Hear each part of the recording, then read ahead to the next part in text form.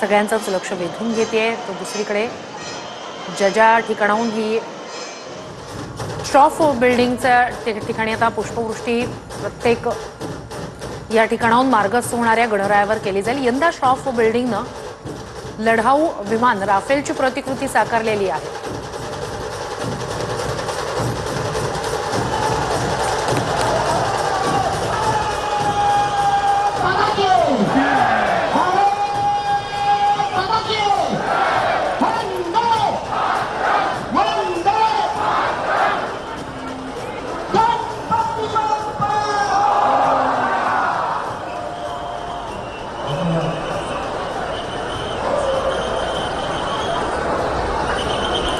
तर 1970 पासून साधारणतः श्रॉफ बिल्डिंग परिसरात गणपती मूर्तींवर पुष्पवृष्टी करण्याची ही परंपरा सुरू झाली आणि मग दरवर्षी वेगवेगळ्या प्रकारे पुष्पवृष्टीसाठी वेगवेगळा एक देखावा म्हणूया त्या ठिकाणी साकारला जातो। तर यावेळेला खरं तर त्यांनी लढाऊ विमान राफेलची प्रतिकृती साकारलेली आणि त्यातूनच गणरायांवर पुष्पवृष्टी केली जाणार आहे। तेजुकायाचा हा गणपती लालबाग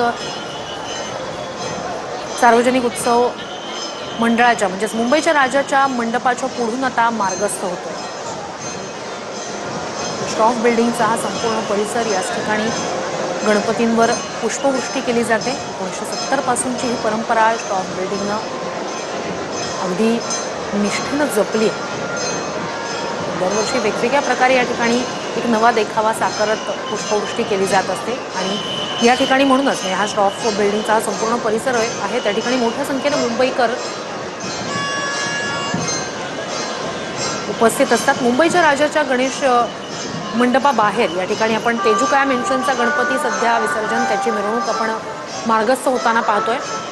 एकीकडे मुंबईच्या राजाचा विसर्जन मिरवणूक सुरू झालेली आहे तर मुंबईच्या राजाच्या मंडपाबाहेर सध्या तेजुकाया मेन्शनचा गणपती आलेला आहे। तर लालबागचा राजा आता विसर्जनासाठी काही क्षणातच मार्गस्थ होणार आहे।